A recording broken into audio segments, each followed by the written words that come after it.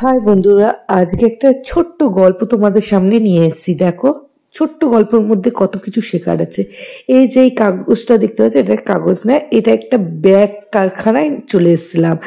যেটা শপিং মলের ব্যাগ হয়, সেই ব্যাগগুলি তৈরি করা হয়। তো ব্যাগ তৈরি করার সঙ্গে কোনো সম্পর্ক নেই, কিন্তু সম্পর্কটা হচ্ছে এই দাদাকে নিয়ে। এই দাদাকে দেখতে পাচ্ছ, এই দাদার এই মোটর মেশিন দিয়ে এই ব্যাগগুলি তৈরি করেন। কিন্তু এই দাদার কিন্তু 3 বছর আগে প্রায় একটা হাত কিন্তু কাটা পড়েছে। কিন্তু এই 3 বছর ধরে হাত কাটা সত্ত্বেও সে কিন্তু থেমে যায়নি, বসে থাকেনি। একটা চাউমিনের কারখানায় কাজ করতে গিয়ে তার হাতটা মেশিনে ঢুকে গিয়ে রীতিমতো ওর হাতটা বাতিল করতে হয়েছে। এই অবস্থাতে আমাদের কি দশা হতে পারে? আমরা ভেঙে পড়বো, আমরা চলতে পারবো না, পুরো মতো অসহায় হয়ে যাবো। কেউ আবার ভিক্ষাও চাইতে শুরু করে দেয়। যারা সুস্থ তারাই ভিক্ষা চেয়ে নেয়, কিন্তু এই দাদা কিন্তু একদম বসে থাকেনি, হার মানেনি। যুদ্ধ করে দেখো, কত তিলে তিলে করে ব্যবসাটাকে তৈরি করার চেষ্টা করছে। আর তার মুখে শুনে নাও সে কিরম ভাবে ব্যবসাটা তৈরি করছে। আর দেখো, এত মাল সে প্রায় প্রত্যেক দিনই করে। সে যখন হার মানতে পারেনি, তাহলে ভগবান যখন আমাদের সব কিছু দিয়েছে, আমরা কেন হার মানবো? এনাকে দেখে আমাদের একটু হলেও শেখা উচিত যে ওনার যখন একটা হাত না থাকা সত্ত্বেও উনি হার মানেনি। উনি ওনার সংসার চালানো বা নিজেকে দাঁড় করানোর জন্য কাজ করে উঠে পড়ে লেগেছে। সেখানে আমরা কেন হার মানবো?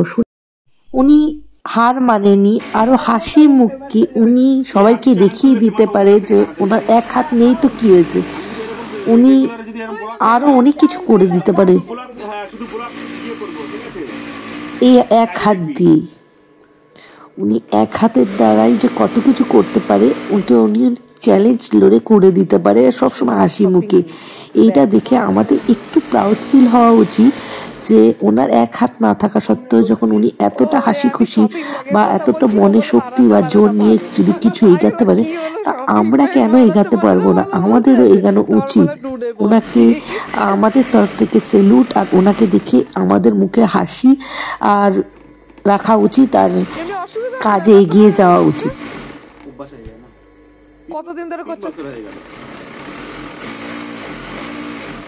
এই জামাটা যা বানিয়ে দেবো এক হাতে, ঝালাই ঝালাই করে। আর তোমার এই হাতের প্রবলেম কবে হয়েছে? কতদিন? 2 বছর আগে অ্যাক্সিডেন্ট হয়েছে। তখনও কি এগুলি কাজ করতে? তখনও এগুলি করতে? না না না, তখন আমার চাউমিনের কারখানা ছিল।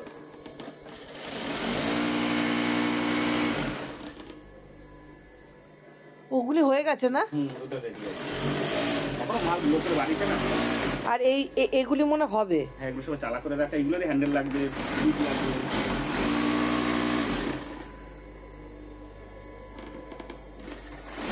দুটো মেশিন।